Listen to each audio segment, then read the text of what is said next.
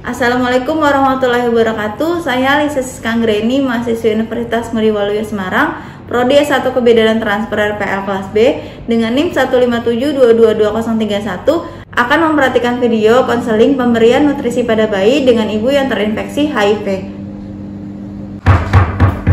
Assalamualaikum. Dulu ya. Iya, Bu. Saya tutup pintunya dulu ya, Bu. Iya. Dengan ibu siapa ini? Ibu Nisa. Baik, perkenalkan saya Nisa ya, Bu. Saya bidan yang bertugas pada pagi hari ini. Gimana, ada keluhan ibu, Bu? Iya, Bu. Saya ini baru lahiran di rumah, Bu. Nah, terus itu sama keluarga saya dibawa ke rumah sakit. Ternyata pas dicek HIV saya positif, Bu. Oh gitu, terus? Ya saya bingung cara nyusunnya gimana sekarang. Oh, khawatir takut bayinya ini ya. Karena iya, Bu. Oke, baik. Jadi pada saat ini saya akan memberikan penjelasan tentang pemberian nutrisi pada bayi dengan ibu yang hasil HIV-nya berarti positif. Iya, Bu. Ya, sebelumnya kalau untuk pemberian makan bayi dan anak, ibu benar harus khawatir karena kan ada yang namanya fokus pada 1000 hari pertama kehidupan. Jadi harus dimulai dari bayi di dalam kandungan hingga anak berusia 2 tahun itu sangat penting.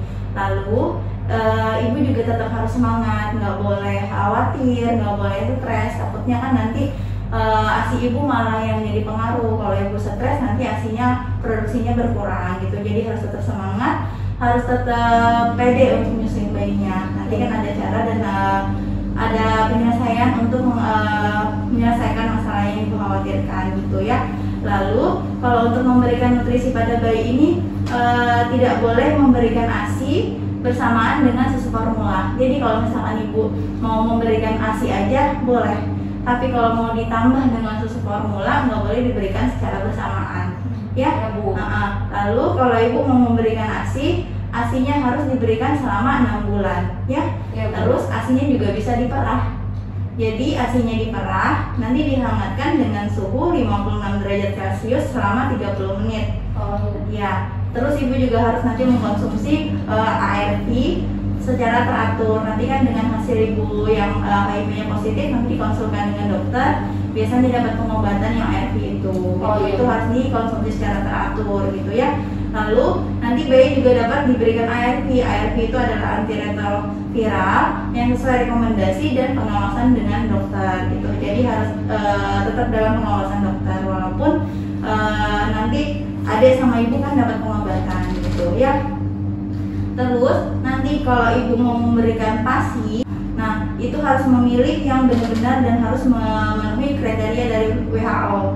Nah dari WHO itu ada yang namanya AFAS yang sesuai dengan rekomendasi WHO untuk pemberian nutrisi bayi yang dengan kondisi seperti ini. Kalau untuk AFAS itu sendiri, yang untuk A-nya adalah acceptable, yaitu diterima. Acceptable itu ibu nggak punya hambatan sosial dan budaya untuk memilih makanan alternatif dan tidak ada rasa takut atau stigma dan diskriminasi. Karena kan ada yang sesuai dengan sosial budaya, nggak boleh banyak pantangan, nggak boleh makan ini itu ya harus diterima dulu gitu ya. Lalu untuk F-nya adalah fleksibel atau terlaksana. Jadi ibu dan keluarga punya cukup waktu, pengetahuan, keterampilan dan lainnya untuk menyiapkan dan memberikan makanan pada bayinya. Jadi harus banyak cari tahu informasi ya, biar ibu juga dapat pengetahuan yang banyak untuk memberikan nutrisi pada bayinya.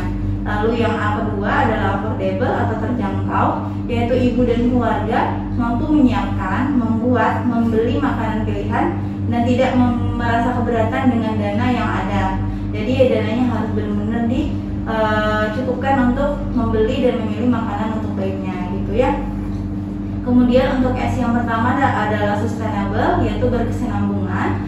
Sustainable itu yaitu makanan pengganti yang diberikan kepada bayi setiap hari dalam bentuk segar. Jadi makanan harus setiap hari itu diganti. Gak boleh yang kemarin makan ini besok dimakan lagi, itu nggak boleh. Jadi harus makanan yang segar ya, karena distribusi makanannya harus berkelanjutan sepanjang bayi membutuhkan gitu. Lalu untuk yang set kedua yaitu aman, bersih dan berkualitas. Jadi harus benar-benar pemilihan jenis makanan bayinya itu diperhatikan. Jenis makanannya, cara pemberian ASI-nya, penyimpanan makanan pengganti yang harus higienis, dan kuantitas nutrisinya yang harus adekuat. Jadi untuk pemberian makanannya nanti harus nutrisinya diperhatikan gitu, yang harus sesuai dengan panduan yang berlaku gitu ya. Lalu di sini juga ada metode pasteurisasi flash, yaitu yang merupakan teknologi sederhana yang dikembangkan untuk orang tua yang kondisi HIV-nya positif seperti ini agar bisa menyusui. Jadi nanti pada saat ibu memerah ASI, yang pertama pakai wadah kaca. Terus nanti wadah kacanya diberi label dengan tanggal dan waktu. Itu untuk menandakan tanggal dan waktu pada saat ibu perah ASI-nya gitu ya. Lalu pada saat ibu memerah ASI, ASI-nya itu diperas sekitar 50 sampai 150 ml ke dalam wadah kaca, nanti disimpan di situ terus ditutup rapat. Gitu ya. Kemudian nanti yang wadahnya tadi yang kaca taruh di dalam panci. Nah, pancinya itu isinya sudah ada air gitu. Jadi masukkan air dulu di pancinya sampai permukaan airnya itu mencapai 2 cm dari bibir pancinya. Jadi sebelum wadah kacanya masuk, pancinya diisi air dulu sekitar 2 cm dari bibir panci, terus wadah kacanya dimasukkan gitu. Kemudian airnya dididihkan. Nanti kalau sudah timbul gelembung-gelembung, pindahkan susunya, langsung diangkat cepat dari air dan sumber panas. Jadi pada saat airnya sudah menggelembung, sudah mendidih, langsung diangkat wadah kacanya gitu ya. Kemudian yang terakhir, dinginkan susu, lalu berikan pada bayi atau disimpan di lemari pendingin. Itu namanya pasteurisasi, biar terjaga kehigienisannya gitu ya. Untuk penjelasan pemberian nutrisi bayi kepada bayinya, apakah sudah jelas atau ada yang bisa dijelaskan? Sudah jelas Ibu, berarti nanti kalau misalnya saya nggak boleh dicampur ya Bu. Kalau misalnya ASI aja, si aja, kalau PASI aja, PASI aja ya. Gitu. Terus disimpannya nanti ASI saya itu disimpan di botol kaca ya. Benar. Nanti dicari tahu informasi aja untuk cara pasteurisasi yang tadi. Iya gitu ya. Oke. Ini saya catat dulu untuk pendokumentasian penjelasan saya ya. Iya Bu. Oke, baik Ibu Anissa.